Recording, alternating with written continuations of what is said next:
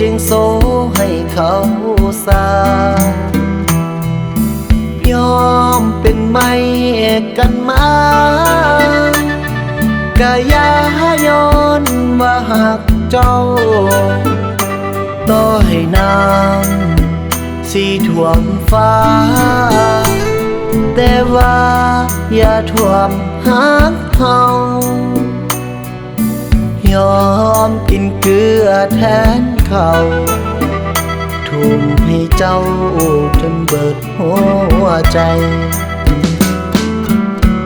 หากเจ้ามาแท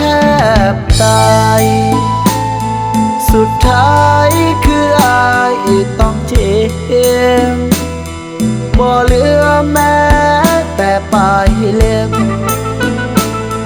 มันเจ็บเหมือนคนถือฟังคิดเห็นภาพเมื่อวันเก่าที่เฮาเคยตั้งความหวังน้ำตามันก็ไหลทุกครั้งเหมือนฝังในสุสานหัวใจจากวันนี้คงบ่มีเจ้าเหลือแต่เงานั้นอยู่เคียงข้างบ่มีแสงไฟเหยืองทางมันอ้างว้างเกินที่ทำใจโลกนี้คงจะเหงาเมื่อวันที่ขาดเจ้าไปตื่นเศร้าขึ้นมาวันใหม่สิตัวใจจังใดน้อจึงลืม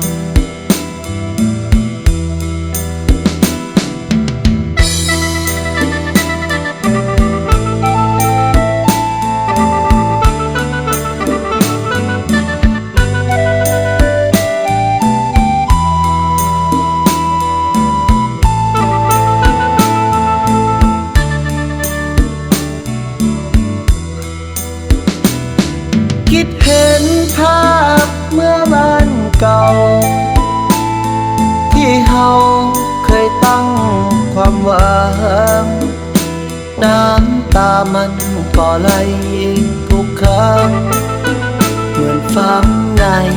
สุสานหัวใจจากวันนี้คงบ่มีเจ้าเหลือแต่เงานั้นอยู่เคียงข้างบ่มีแสงไฟเหยืองทางมันอ้างว้างเกินที่ทำใจโลกนี้คงจะเหงา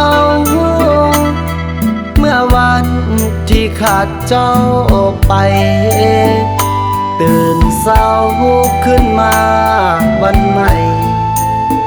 สิตัวใจจังใดน้อจึงลืม